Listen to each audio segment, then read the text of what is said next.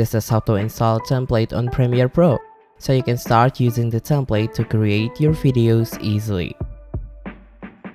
First, you need to open the Premiere Pro application on your computer. On the home screen, you can either start a new project or open one you've made before. Here, I'm going to start a new project. On the Premiere Pro, click the graphics at the top of the Premiere Pro interface. This will switch from editing workspace to the graphics workspace. In the graphics workspace, click the Install Motion Graphics Template button in the right bottom corner of the Essential Graphics panel. This will prompt a window to appear on your screen. In the pop-up window, browse to locate the Mogrt file you want to use. Once you've found the correct files, click Open or Select to begin the installation process. And it's done.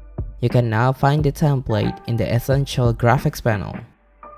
To stay up to date on this channel, subscribe to the Hey Dapa YouTube channel or click other video demos to see more.